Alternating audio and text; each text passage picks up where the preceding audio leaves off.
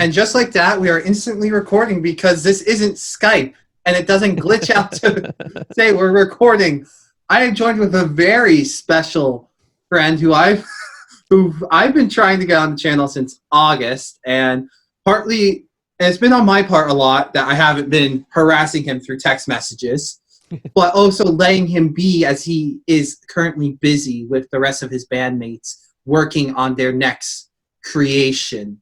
You can say I am joined with Devin of if I can actually speak, Centuries of Decay. Cool. Thanks for having me on, man. You're welcome. It's great that we're actually finally doing this after 11 months of trying to figure it out and meeting you last August and just hitting you off right off the bat. And then, you know what? I'm going to stop talking about it so we can get right into the interview just right off the bat. How are you doing? Doing okay, man. Doing all right. Lockdown's been it's been interesting, but trying to treat it as like, vacation as we can, but also trying to stay productive as a band. So yeah. Of course. Now, quick little story time. I actually ran into your brother, Derek, at probably the last concert, one of the last concerts to occur in Toronto before lockdown at Rockers Without Borders and for the Reverend Radio Show. Oh, yes. Cool. And as I was talking to him, he did mention that you all were working on new material. So how's that been like during quarantine to be working on new material? Well, it slowed down a little bit. One thing we really started to do for our first album, I ended up taking the lead, at least starting most of the songwriting process for the last album. Near the end of it, we started to become a lot more collaborative, and I think music definitely improved because of that, because we have some really incredibly talented musicians in our band.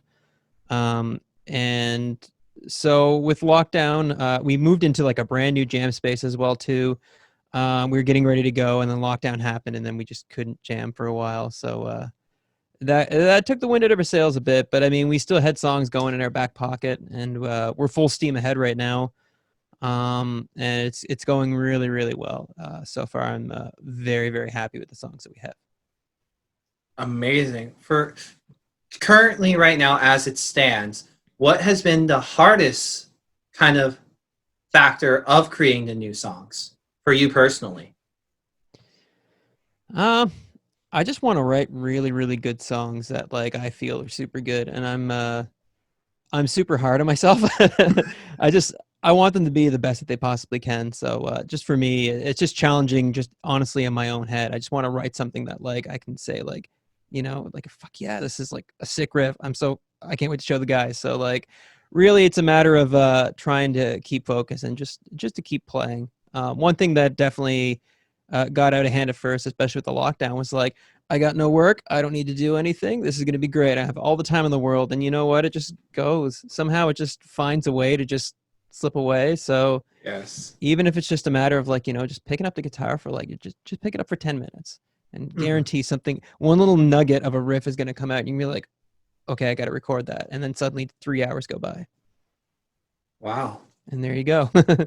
So I think for me, consistency, trying to stay consistent and motivated when you don't have like, those bandmates, right there beside you who will instantly say, oh, that's sweet.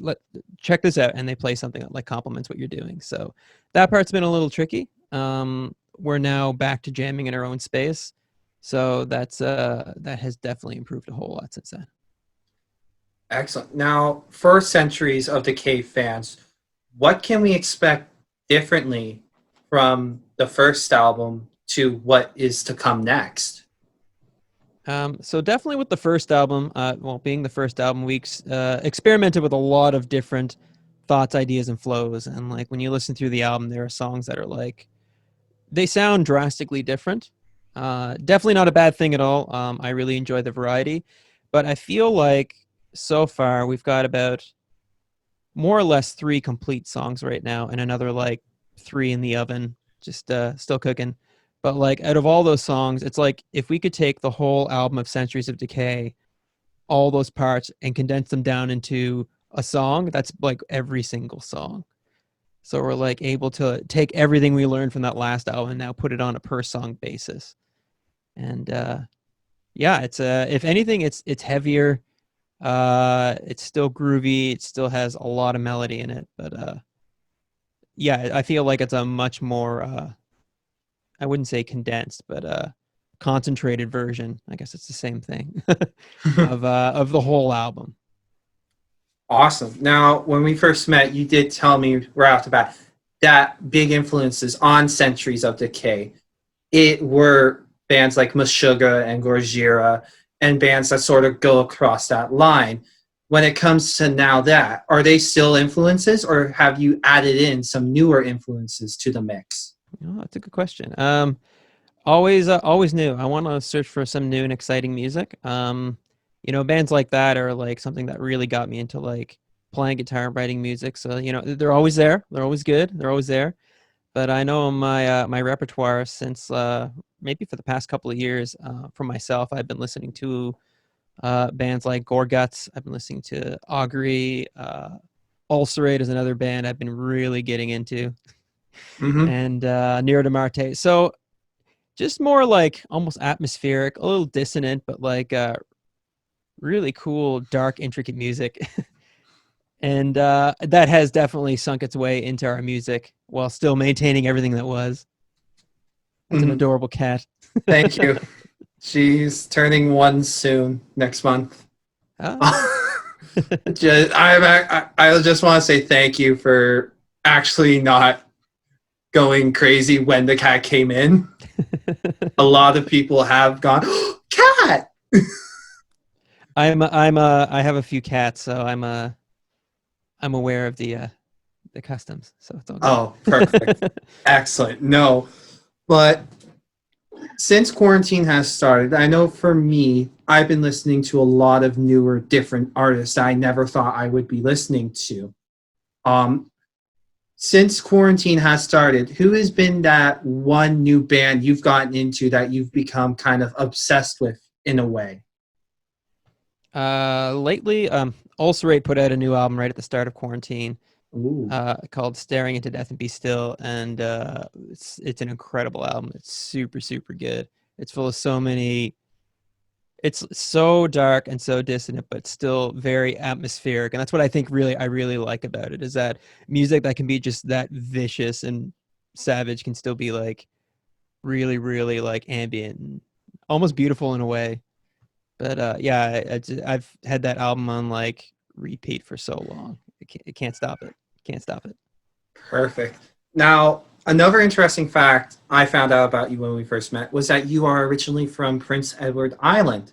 I am, yes. And I know it's very hard to make it out there in PEI. And going through the Metal Encyclopedia page, there seems to be a very little chance of that active green wording beside a band from Charlottetown, Summerside, or even just PEI alone.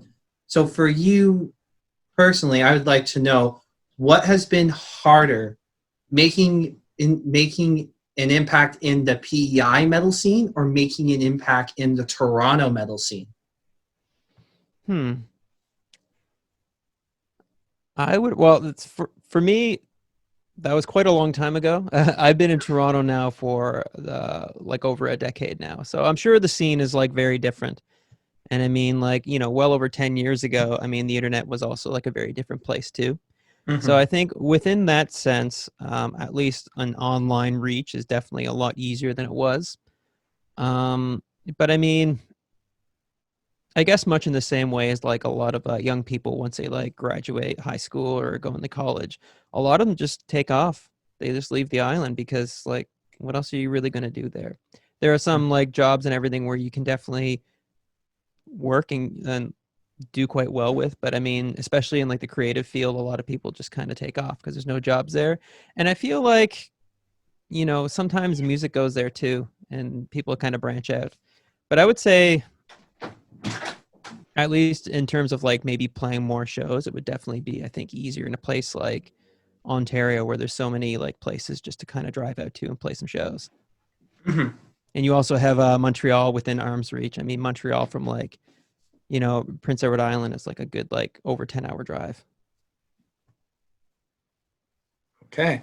I was just very curious because I know as difficult as it is to kind of make it out there, I knew it would be even more, kind of more difficult because of how big Toronto is and how wider of a diverse metal scene there is there.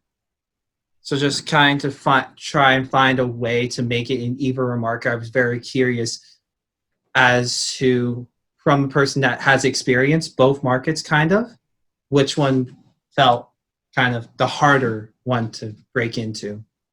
Hmm. That's probably a better question for Derek. I think his his Okay. knowledge of it's probably more recent. Mine's like, oh man, I'm like thinking high school and college, and that was a long time ago. I'm an old man. I'm an old man, Colin. I you wait, are you really? Because you look like you're in your 20s. Dude, I'm like 36. Are you serious? Yeah, I'm 36. Dude, I thought you were like 24. Like, No, man, just don't grow up. That's the secret. Just don't do it. I'll try not to, Just but yeah, when they ask, just say no, thank you. I'll pass. no, thank you. No, dead serious. I'm 36. I'm gonna be Wow, yeah.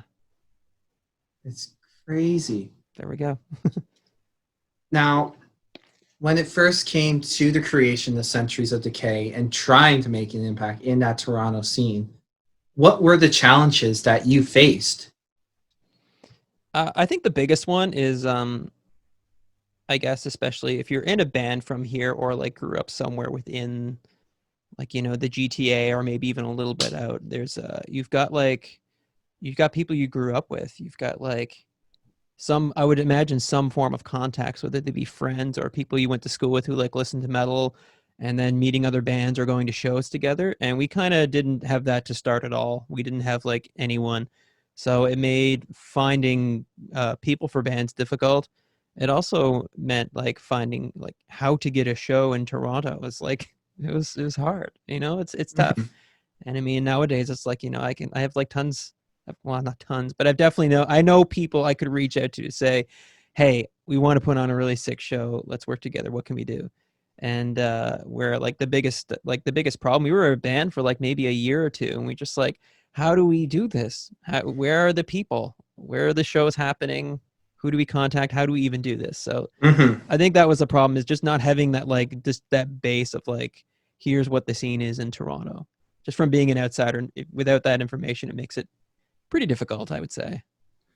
Of course, Yeah. totally understandable. But now at least you can say, "Yeah, I know a guy who Yeah, might know a right? guy." You have a guy for a guy. Like, I Yeah, think and that's that's how it works, man. That's all it is. It's a pretty tight-knit community. just like in radio. Networking is key. Absolutely, 100%. So for you personally, over the tenure of being with Centuries Decay, you've had a lot of highs and a lot of lows. What has been like that?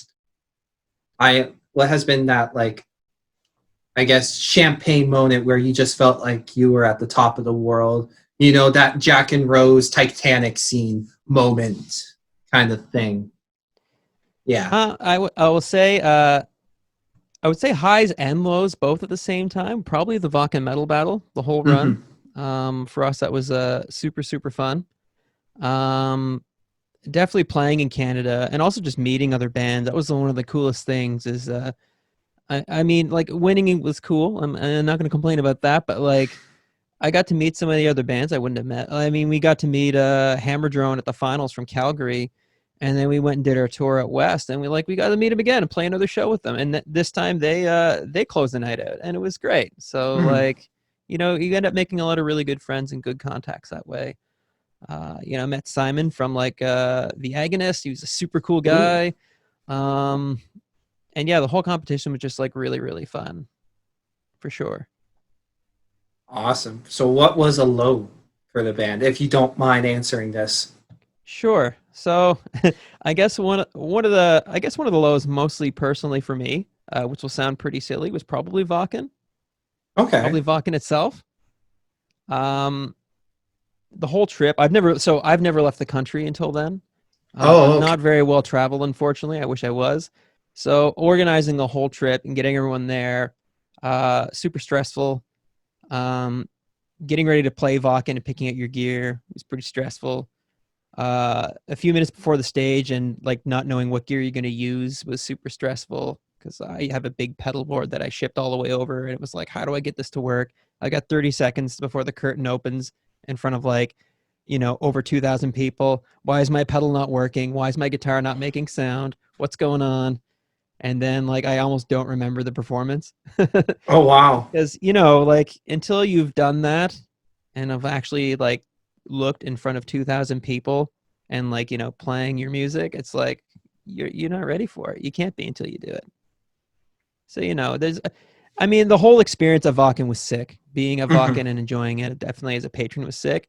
I guess it was just without the experience, that part was tough. It was tough on me, and of course, being the perfectionist that I am, I beat myself up over it. But like, if I go back and watch a video of us like playing, yeah, pretty good, pretty Have you good. seen the actual video footage of your performance at Vodka? Yeah, we have it on our YouTube channel actually.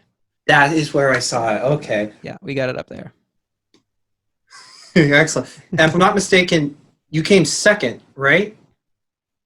At At Vodka? oh no, we didn't come second. No, no, no, Oh, no, I'm no, sorry. I no. was It's all good. It's all good. There's a lot of really good bands. I don't think we didn't place in the top five, but yeah, there was some like pretty insane bands there. Pretty insane. I guess the other weird thing too is so with a band like us, which you've seen us play before too, we mhm. play long songs and we definitely like writing long epic songs. So we had the perfect set during the whole metal battle of 25 minutes where we got to play 3 songs and we squashed them together and it was a great set. And at Vacuum we only got 20. So suddenly it was like, well, now what do we cut? So we went over there and we played 2 songs.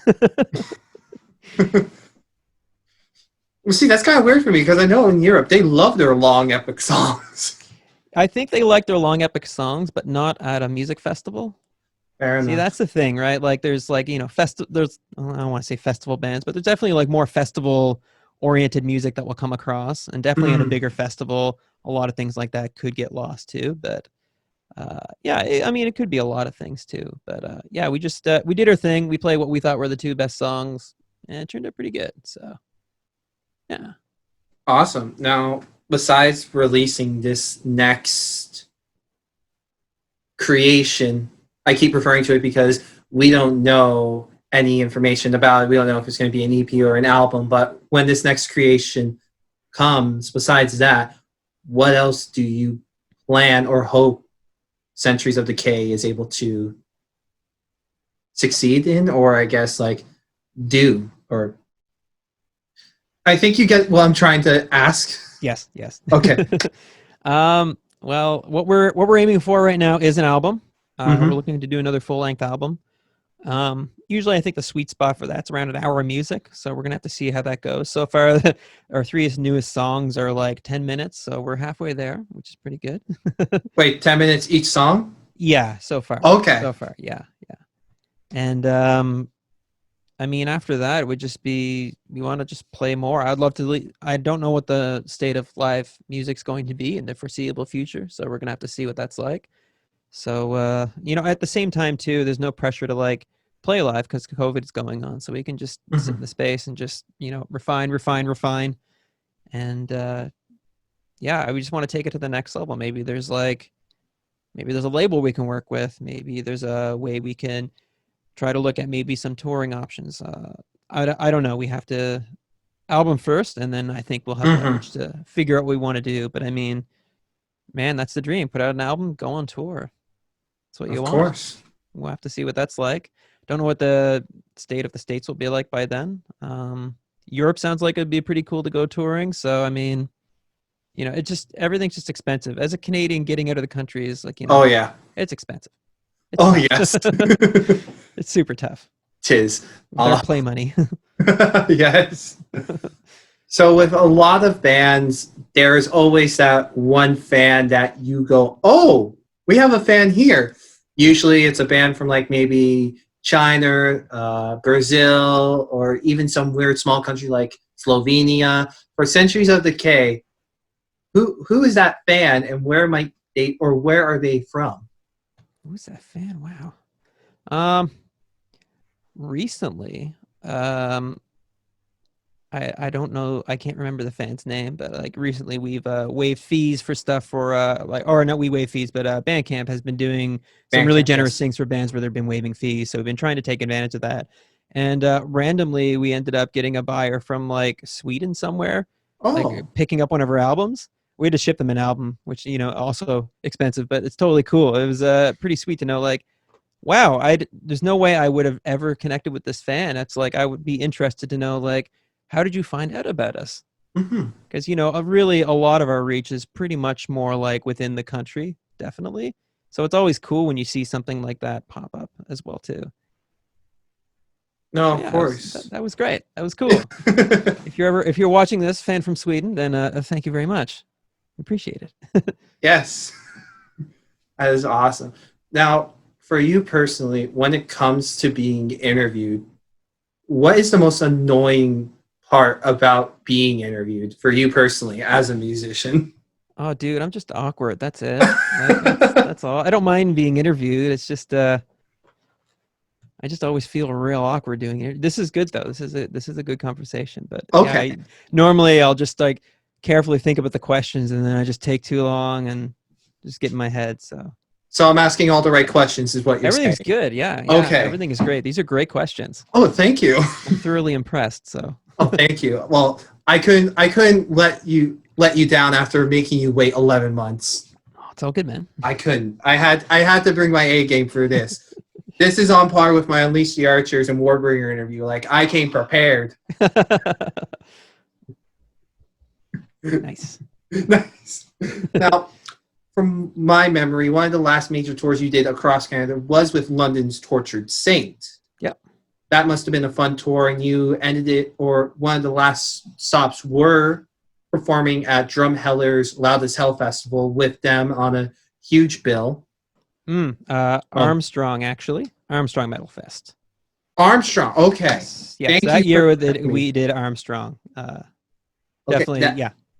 That is great that you corrected me, It's because all good. It's all good. I'd rather not have people in the comments be like, it's Armstrong. Come on, learn your facts. It's just like, That's like festival season in the summer out there, and we definitely tried to get on to Loud as Hell for sure. But yeah, we did make it to Armstrong for sure. okay, Yeah. that is awesome. Now, when touring is allowed once again across our beautiful nation, from the most eastern part of Newfoundland to the most western part of Vancouver Island, who is that band you kind of want to be by your side going on tour with? Just being like, hey, we're good friends with you. We like you. We can tolerate you. Let's do a road trip together.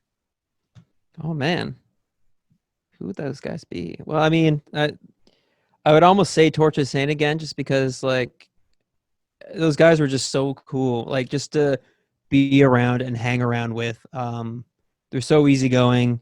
They were like really organized, and we just all got along really well together. And you want someone that has your back, and man, those guys have our backs, and we got theirs. So I would love to do a tour with them again. So much fun. Excellent. For you personally, when it comes to touring with bands, who's been that one opening band that made you go, holy crap, how have I not heard about them until now? Oh, I'm trying to think now because it seems like forever since I actually went and saw a show. I feel That's that. tough, man. That is tough. Who did we see that was like super cool? I remember seeing. Was this at one of the Vodka metal battles? The last one that happened. Was that it? Was there another one that happened then? I'm trying to remember. Okay, Maybe it was. There was a band called Psychotic Pulse.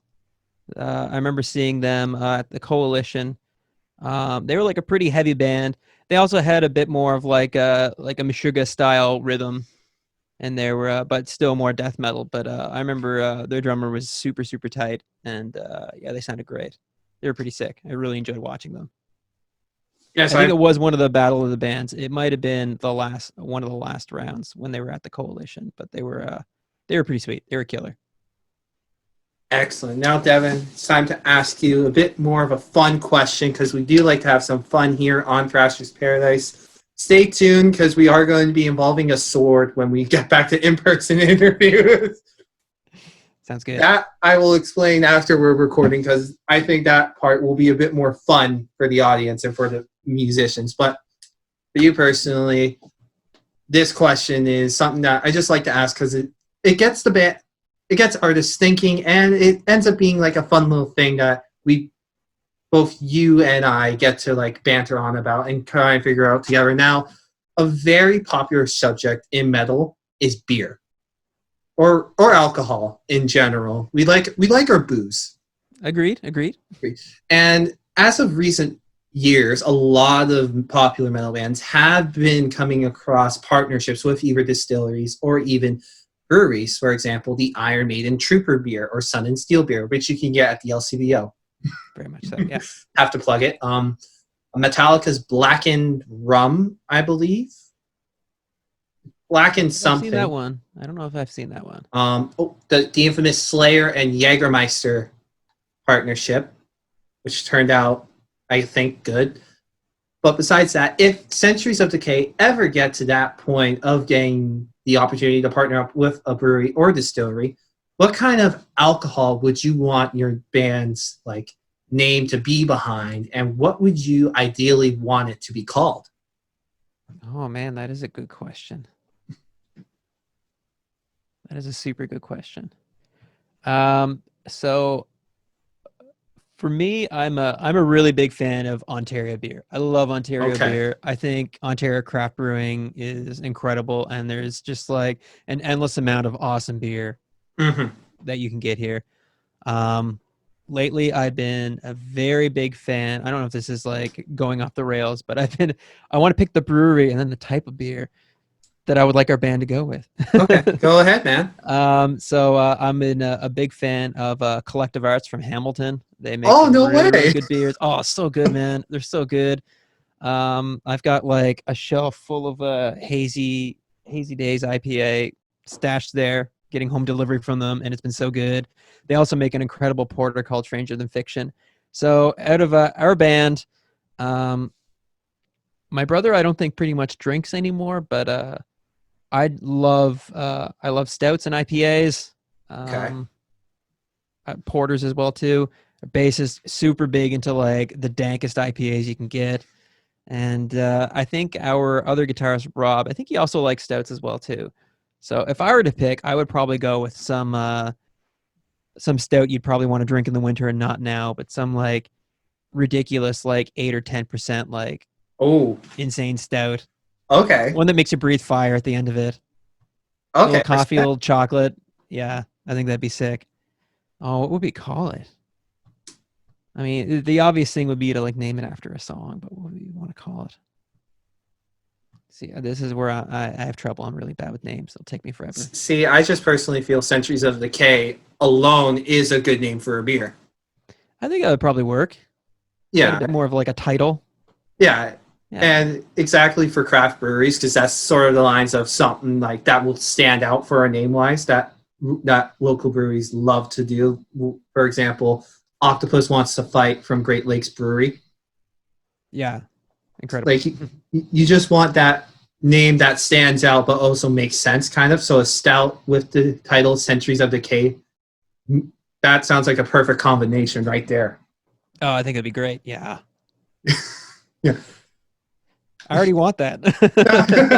I already want it. There we go. His mindset on it. Gotta do it, man. Yes, we gotta do it. And then, like, the cover of the beer is just the first album cover. Yeah, it could be that. Could be that. Oh, this is good. I gotta contact someone. This would be good. If this does happen, I do ask that I am shipped at least one beer of it. At least one. And if I really like it, I might buy a case or two. Have you gotten any other like really interesting answers from other bands that you've asked this question to? So many good ones. Unleash the Archers. When I interviewed Brittany Slays, the lead vocalist, she said Unleash the Hops. Or Unleash the Ale. And it'd be an IPA because her boys apparently love IPAs. I think one of my personal favorite ones was when I interviewed Conan of Ex Mordis, and we both simultaneously thought of it around the same time, where you should just name it Swallow Your Ale. off of because of their recently popular song "Swallow Your Soul." Nice. Yes, so one of those two, and just yeah, for you personally. Second last question, because I know you're probably. Oh, it's all good. Okay, great. It's all good. Okay. But second last question. I know a lot of bands do have that ideal spot that they do want to perform at very badly, at least once during the band's tenure, whether it be like the most infamous stadium or arena in Canada, or even just play like a place that just means the world to you. For you personally, where is that one spot in the world? It doesn't even have to be our country, but in the world where you feel the need that Centuries of Decay must at least do one show here before we even decide to call it?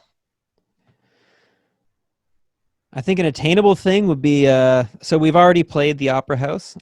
We did it during kind of a storm and a busy night during the Ooh. Battle of the Bands. So it'd be really cool to hit that stage opening for a big band or maybe just us. But like having that place packed. For me, Opera House in Toronto, I mean, being from Prince Edward Island, no big bands ever go near Prince Edward Island to see shows. You have to travel pretty far to see something. So one of the greatest things for me when I came to Toronto was seeing, I got to see Nevermore and Opeth was one of my first shows, and Ooh. it was Godless Endeavor and it was Ghost Reveries tour, and that was my first time seeing like metal bands that I like absolutely adored and Opera House. And then like after that it's just like show after show after show of my favorite bands at the Opera House, and it's like that's where my heart is, man. I love that place so much. Is Big stretch goal would be like, man, like the Budweiser stage would be sick. oh, that'd be awesome. That'd be awesome. That place packed to be sick. Oh yeah, Yeah. I've been there where it's been packed. It's insane. Yeah. We got our foot in the door because we played the River Bar when Gojira and Behemoth came through last summer. So we got to like play that little spot there, and then we got to go see Gojira, which was pretty great. But oh, that's a pretty cool, sweet setup. that was pretty cool. Yeah, I got to play outside, and everyone has to walk by anyway. So then suddenly they're walking by, and they're like, "Oh, and there you go. Come on in." Is that music to my ears? I hear. Yeah. So almost there. Almost there. Well, hopefully you do get there one day, and maybe even you get to play at Echo Beach, which is the most unique venue I feel in all of Toronto because it's the only one with actual sand. I don't think I've seen a show there. I don't think You're not missing much. No, it's hard to walk in. Oh, that must be the dirtiest pit in the universe. Oh, just imagine it, just in the sand, all these barefoot people, just like, and it seems ideal, but it also seems dangerous. But then again, we're metalheads, so of course, danger is what we want. Please. But no, it's time to ask the infamous last question we always ask a guest that joins us on our, I guess, infamous interviews, because we kind of can't invite you onto the Thrashing couch because Canada bylaws.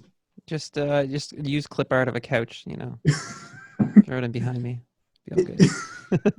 I'm not that gifted when it comes to it. I'll just pull up a picture of a couch and boom, there we go. No. So we ask this to everyone. We call it a poser question to ensure we're not just talking to some random kid from PEI. Oh, wait. Maybe? Yeah, I guess I kind of... No, it's pretty accurate. It is. I'm kidding. I meant to say some random person from Craigslist.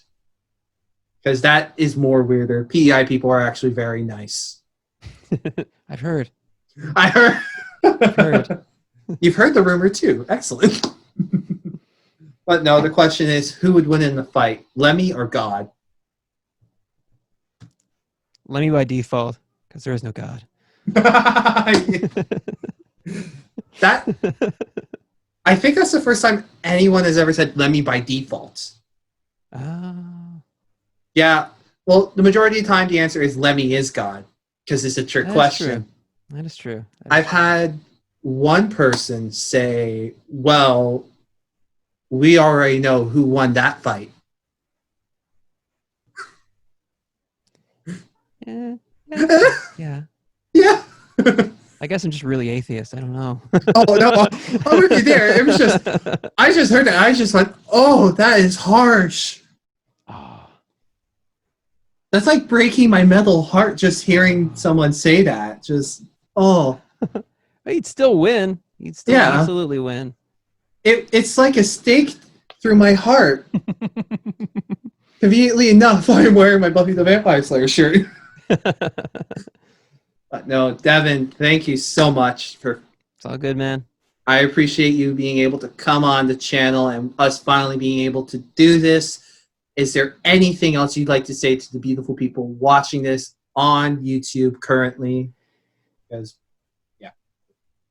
So we have a couple of things coming up. They're unfortunately not quite ready to announce yet. So I can't really explain too much, but we got two very exciting projects that we're going to share with you guys, hopefully coming up before the end of the month. Of course, on our Facebook too, my brother has participated in the Shredders of Metal 3 on Banger TV, which this year is going to be a drum edition. yes, So premieres on July 27th. So if you guys want to see some sick drumming, then absolutely check it out. Now, did you know that he was going to be on it, or did you just watch the video and were like, hey, Derek's on it? Oh, I went with him. Oh. To it. Yeah, he got to invite some people too. So I went I went with him. He didn't know till like maybe a week before, I think, too. So, he really rushed to prepare for it. Well, that is awesome. Cool. Still that he is part of it. Yeah, so check it out. It's there's some incredible drummers on that show, and Chris Adler's also going to be there too. Yeah. Yeah. Super sick. Exactly. Now I'm going to end this recording because I still need to talk to him about that thing we talked about involving a sword, because I don't want him to feel like I'm going to do something hurtful things to people. It's okay, I'm way over here in my room. I'm in my room over here, so we're good right now. But until next time, everyone, keep on thrashing, stay safe, and wear masks.